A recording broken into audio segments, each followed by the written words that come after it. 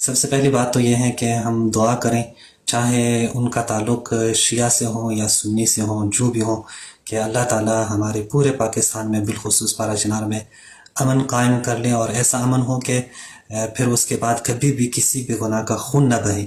یقیناً جس طرح کہ قرآن نے بھی کہا ہے کہ کسی ایک بے گناہ کا خون بہایا جائے تو ایسا سمجھیں کہ اس نے پوری انسانیت کا قتل کیا ہے۔ یہ بے گناہ، قرآن نے یہ نہیں کہا ہے کہ وہ شیعہ ہو تو انسانیت کا قتل ہے یا سنی ہو تو انسانیت کا قتل ہے، نہیں، وہ جو بھی ہو، اگر آپ بے گناہ ہے، قتل ہوا ہے تو پوری انسانیت کا قتل ہے۔ سب سے پہلی بات یہ ہے میرے بھائی، میسم بھائی، جو چیز مجھے نظر آ رہی ہے کہ اس کی وجہ سے فقدان ہے اور اس کی وجہ سے یہ جنگ کا ماحول بن چکا ہے، ایک سبب اور ریزن تو وہی ہے جو قمر عباس صاحب نے کہا کہ ہم نے وہ چیزیں کہ جو علمی ماحول میں طے کرنی چاہیے ہم نے نہیں کی ہے، اور ہم نے اس سے بڑھ کر صرف نعرے لگائے ہیں، کفر کفر کے فتوے لگائے ہیں۔ مثلا صحابہ کے نام میں ایک مثال دے رہا ہوں، فار ایگزامپل صحابہ کے نام کے اوپر ہم نے لوگوں کو ایموشنل بنایا ہے، ان کو جذباتی بنایا ہے ایک دوسرے کے خلاف، لیکن ہم نے کبھی بھی صحابہ کے نام کے اوپر بیٹھے نہیں ہیں کہ ہم جا کے پوچھ لیں کہ مثلا سنی کا نظریہ کیا ہے یا شیعہ کا نظریہ کیا ہے، ان کے پاس کیا کیا دلائل ہے۔ حتیٰ کہ ہم نے اپنے لوگوں کو بھی نہیں بتایا ہے۔ مثلا اگر میری کوئی تکفیر کرتا ہے کسی مسئلے کے اوپر تو حتی اقل اس کی ذمہ داری ہے کہ میری تکفیر سے پہلے وہ جا کے میرا دلیل بھی اپنے لوگوں کو بتا دیں کہ میں اس دلیل کے تحت مثلا فلاں صحابی کے بارے میں یہ نظریہ رکھتا ہوں۔ ایک دوسرا ریزن جو ہے جو ہمیں پیش آتی ہے وہ یہی ہے میسم بھائی کہ منافقت ہے، حقیقت یہی ہے۔ یعنی آپ کے سامنے آ کر کسی اور جگہ پہ جا کر، میڈیا کے سامنے آ کر امن کی باتیں کریں، میڈیا کے سامنے جا کر وہاں پہ جو ہے وہ بد امنی سے نکلنے کی باتیں کریں، لیکن درپردہ وہ وہی کام کرتے ہیں کہ جو ایک کرمنل کرتا ہے، جو ایک کلر کرتا ہے۔ اور اس وقت تو آڈیوز بھی لیک ہو چکے ہیں کچھ لوگوں کی، جو کہ مثلا صوبائی اسمبلی میں بیٹھے ہوتے ہیں یا کہیں اور بیٹھے ہوتے ہیں، لیکن ان کی آڈیو لیک ہوئے ہیں۔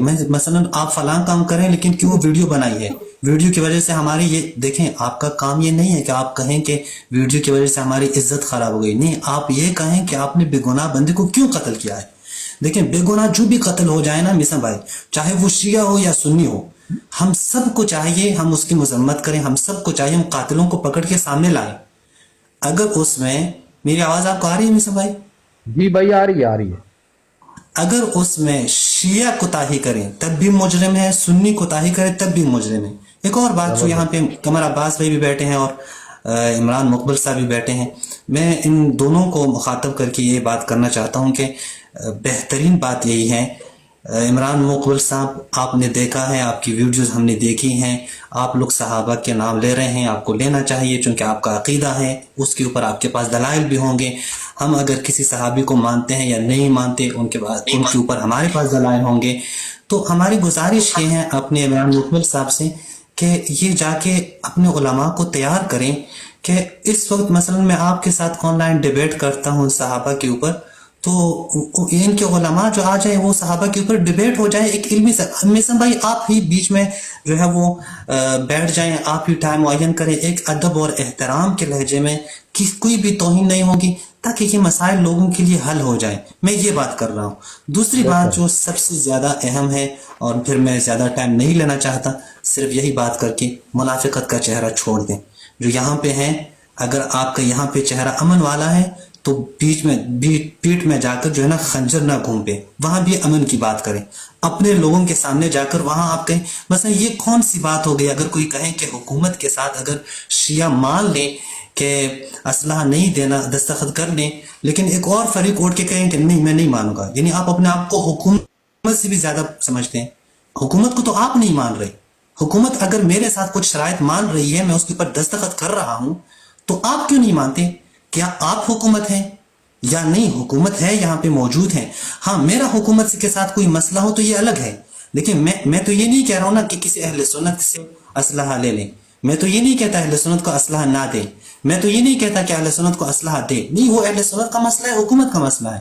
ایک مسئلہ میرا ہے حکومت کے ساتھ، میں اگر حکومت کی کوئی بات نہیں مانتا اور بعد میں حکومت نے مان لی، ہم دونوں بیٹھ کے ہم نے دستخط کی، تو یہ میرا اس کے ساتھ مسئلہ ہے، آپ کے ساتھ تو مسئلہ نہیں ہے۔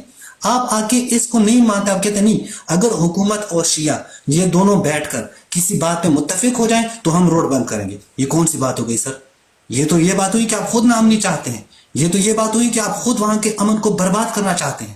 آپ کو تو خوش ہونا چاہیے, آپ کو تو کہنا چاہیے کہ ہاں ٹھیک ہے, ہمارے مشران کو بھی چاہیے کہ بس تھوڑا سا جو ہے اس کو برداشت کریں, تحمل کریں, تاکہ امن آ جائے. بے گناہ لوگوں کا خون بہ رہا ہے, وہ خون سے بچے. باقی یہ اسلحہ جو ہے نا میسا بھائی, میں آپ کو بتا رہا ہوں کہ جس طرح ان لوگوں کے آپریشن ہوئے ہیں, ابھی بھی اسلحہ موجود ہیں, تو اسلحہ لینا یہ حل ہی نہیں ہے. یہ بالکل بھی حل نہیں ہے. حل یہ ہے کہ آپ تھاٹس چینج کریں, حل یہ ہے کہ آپ فکر چینج کریں, حل یہ ہے کہ آپ تکفیر کے فکر کو چھوڑ دیں, حل یہ ہے کہ آپ ذبح کرتے وقت اللہ اکبر کا نعرہ مت لگائیں. ذبح کرنا ہے کر لیں, بچوں کو مارنا ہے ماریں, عورتوں کو مارنا ہے ماریں, اللہ اکبر کا نعرہ مت لگائیں. دنیا میں اسلام کو بدنام کر رہے ہو.